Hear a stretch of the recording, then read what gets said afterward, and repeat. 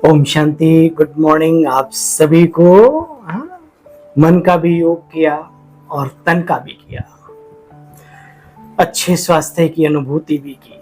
ये रोज जारी रखना, ठीक है।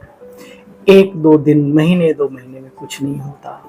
एक लंबा समय शारीरिक प्राणायाम में भी जब हम देते हैं तो हमें उसके बेनिफिट्स मिलने लगते हैं। ऐसी मानसिक मन का है वो फेरने से मनोबल बढ़ता है। मेंटल मेडिटेशन जब हम लगातार करते हैं तो उसमें पीस, पावर, बहुत कुछ ऑटोमेटिकली फील होने लगता है। तो आइए चलते हैं, सुनते हैं कुछ चंद मिनटों में बाबा की मुरली का सार। मीठे बच्चे, आज की मुरली है 22/6/2024। मीठे बच्चे, यहां तुम बदलने के लिए आए हो। किस लिए आए हैं? या जैसे हैं वैसे ही रहेंगे? हमने भी कसम खाई है, हम न बदलेंगे न सुधरेंगे। तो आप भी ध्यान रखो कि भगवान की बड़ी आंखें हैं, बड़े हाथ हैं, लंबी पहुंच है। आपका पद और कद दोनों ही वहीं तक सीमित रहेंगे अगर आपने अपना परिवर्तन, हम सब ने अपना परिवर्तन नहीं किया तो। भगवान कहते, बच्चे किस लक्ष्य को लेकर यहां आए थे, जरा याद तो करो। मीठे बच्चे, यहां तुम बदलने के लिए आए हो। तुम्हें आसुरी गुणों को बदल दैवी गुण धारण करने हैं। यह देवता बनने की बच्चे पढ़ाई है। तुम बच्चे कौन सी पढ़ाई बाप से ही पढ़ते हो, दूसरा कोई पढ़ा नहीं सकता। बाबा कहते हैं मनुष्य से देवता बनने की पढ़ाई, कल भी बाबा ने कहा था।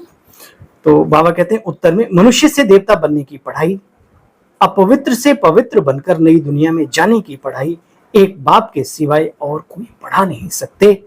बाप ही सहज ज्ञान और राजयोग की पढ़ाई द्वारा पवित्र गृहस्थ मार्ग स्थापन करते हैं, पवित्र प्रवृत्ति मार्ग स्थापन करते हैं। ये बाबा ही कर सकता है, दुनिया में और कोई नहीं कर सकता। ओम शांति। बाप बैठ अपने बच्चों को रोज समझाते हैं। बच्चे दोनों ही बाप हैं, ब्रह्मा बाबा भी अलौकिक पिता है और शिव बाबा तो पारलौकिक पिता हैं ही है। यहां तुम बच्चे बदलने के लिए आए हो। कैरेक्टर की महिमा की जाती है। याद रखना, बाबा ने बहुत ही सुंदर बात कही, चरित्र की महिमा होती है, दिव्यता की महिमा होती है। देवताओं के आगे जाकर मनुष्य माथा टेकते हैं, कहते हैं आप ऐसे हो, हम ऐसे हैं।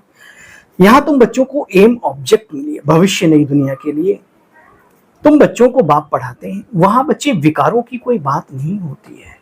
ये कलयुग की दुनिया है, यहां बात मत पूछो। बाप आत्माओं को पावन बनाते हैं और याद दिलाते हैं कि तुम देवता शरीर वाले थे, याद तो करो। सतयुगी दुनिया में हर प्रकार की संपन्नता अर्थात पवित्रता, सुख, शांति सब कुछ था। शरीर भी हमारे प्योर थे, शुद्ध थे, शक्तिशाली थे। बच्चे, बाबा अभी आकर के ऑर्डिनेंस निकालते हैं, फतवा जारी किया बाबा ने, सुनो। बच्चे, काम महाशत्रु है। महसूस होता है या प्यारा लगता है? ये तुमको आदि मध्य अंत दुख ही दुख देता है, संकल्प भी गिरा देता है। प्रैक्टिकल की बात में जाने का संकल्प भी ना है। और आदि मध्य अंत दुखदाई कैसे हैं, इस पर चिंतन करिएगा जी। ये तुमको आदि मध्य अंत दुख देता है। अभी तुमको गृहस्थ व्यवहार में रहते हुए पवित्र बनना है। ऐसे नहीं देवी देवता आपस में कोई प्यार से नहीं रहते थे बच्चे, परंतु विकारी दृष्टि नहीं होती थी।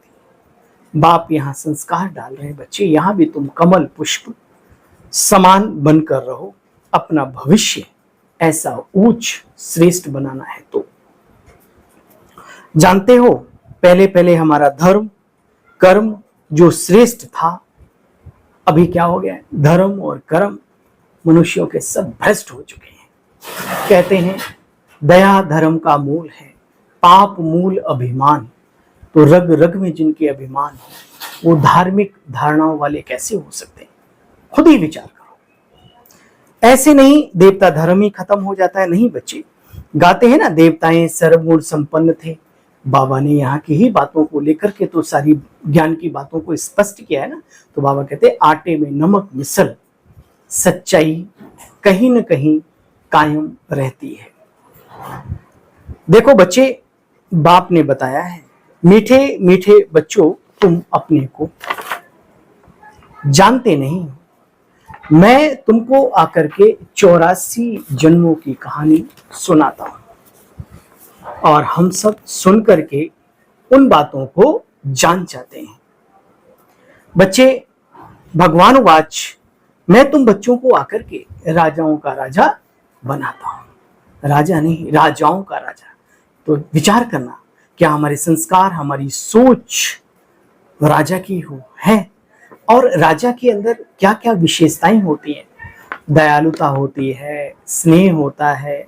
राजा वो जो प्रजा के प्रति भी पूरी सहानुभूति रखे। बहुत कुछ बातें हैं एक श्रेष्ठ राजा में, सतयुगी राजा में। आजकल कलयुगी राजाओं की बात की, चिंतन की बात नहीं, यहां तो बाहुबल प्रयोग करते हैं। बाबा कहते बच्चे, भगवान वाच, मैं तुम बच्चों को राजाओं का राजा बनाता हूं। बाप बैठ कहते हैं मैं किस रथ में सवार होता हूं तो तुम बच्चों को आकर के बतलाता हूं। अब देखो कितनी सुंदर सी बात। कल बाबा ने कहा राधे कृष्ण ही श्री लक्ष्मी नारायण बनते हैं। ये विचारणीय बात है, चिंतन योग्य बात है। और आज बाबा ने क्या कहा, मैं किस रथ में प्रवेश करता हूं। हे अर्जुन, मैं ये गीता ज्ञान कल्प के आदि में या कल्प के अंत में एक साधारण वृद्ध तन में प्रवेश होकर देता हूं। कुछ मूढ़मती लोग मुझे ना पहचानने के कारण ग्लानि भी करते हैं और करवाते भी हैं।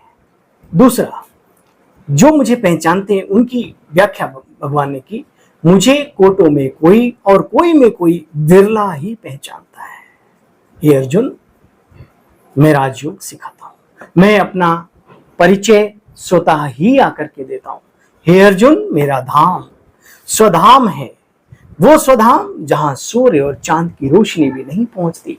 क्या है इन बातों का अर्थ? आइए, most welcome from any time Prajapita Brahma Kumari Ishwariya Vishwavidyalaya में।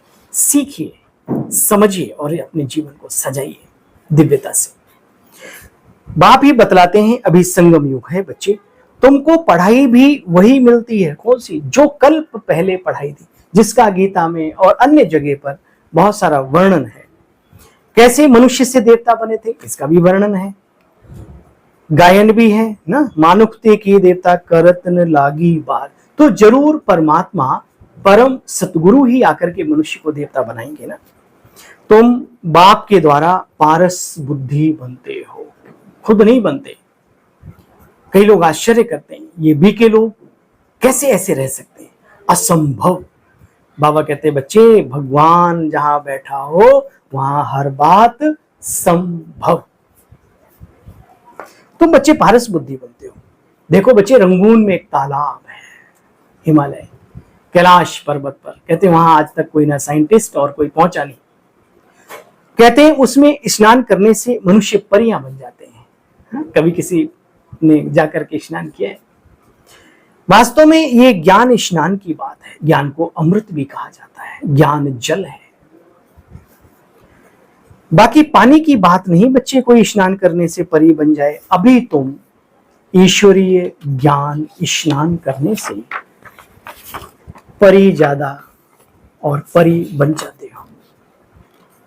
तुम्हारे जितना सुख बच्चे और कोई देख भी ना सके, इसलिए पुरुषार्थ करना चाहिए। पुरुषार्थ करते रहना चाहिए। करते करते कल्प पहले भी तुमने जो पुरुषार्थ किया है बच्चे, वो करेंगे जरूर। अपने आप प्रेरणा आती है, अपने आप ही मन में आता है। और जिनका रोल डाउन है उनके मन में नहीं आता कि हम कोई अच्छे गुण धारण करें, हम भी ईश्वरीय यज्ञ में नाम कमाएं, हमारे ऊपर भी भगवान सिर पर हाथ रखे, हम भी जिम्मेवारी निभाएं। उनमें आएगा नहीं। और जिनके अंदर होगा ये ऑटोमेटिकल भागेंगे। उन्हें कोई रोकेगा तो भी वो रुकेंगे नहीं। ये बहुत गहरा खेल है।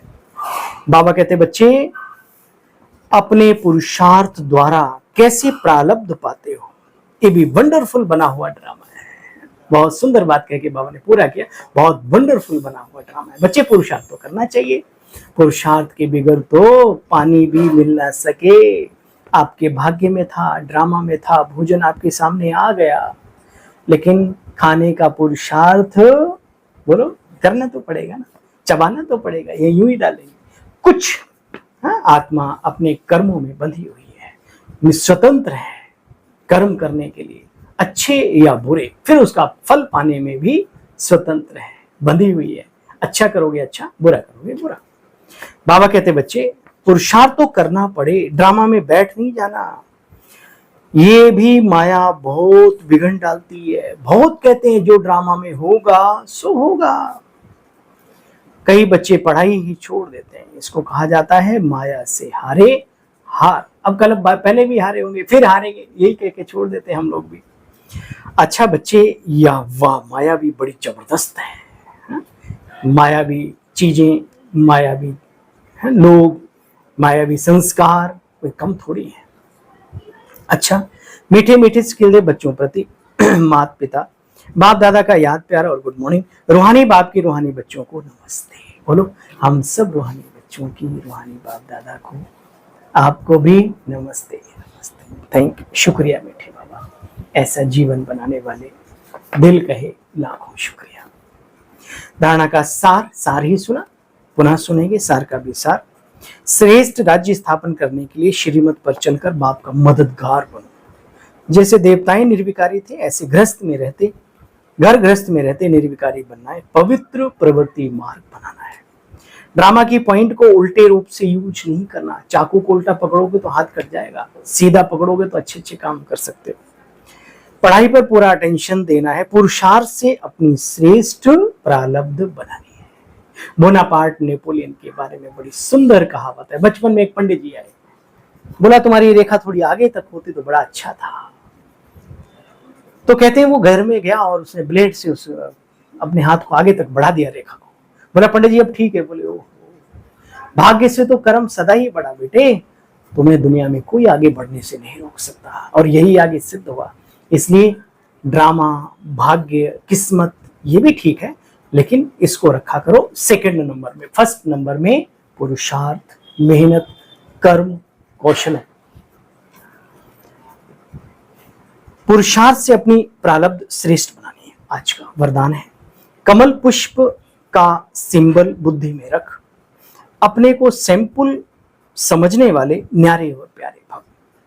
प्रवृत्ति में रहने वालों का सिंबल है कमल का पुष्प। तो बच्चे कमल बनो और अमल करो बाबा की बातों को। अगर अमल नहीं करेंगे तो कमल नहीं बन सकते, धारणा स्वरूप नहीं बनेंगे तो कैसे। तो कमल पुष्प का सिंबल बुद्धि में रखो बच्चे, सैंपल बनकर चलो, सेवा करते न्यारे और प्यारे बनो। सिर्फ प्यारे नहीं बनना, लेकिन न्यारे बन प्यारे बनना, क्योंकि प्यार कभी लगाव के रूप में भी बदल जाता है, इसलिए न्यारे और प्यारे। इसलिए कोई भी सेवा करते न्यारे बनो और बाप के प्यारे बनो। स्लोगन है, स्नेह की छत्र छाया के अंदर बच्चे कभी माया आ नहीं सकती। कौन से स्नेह की छत्र छाया? ईश्वरीय रूहानी स्नेह की छत्र छाया के अंदर माया आ नहीं सकती। अच्छा भाई, आप सभी प्यारे साथियों को अपने सेवक की ओर से ओम शांति। कल पुनः मिलते हैं बाबा की अव्यक्त मुरली के कुछ अच्छे पॉइंट्स के साथ।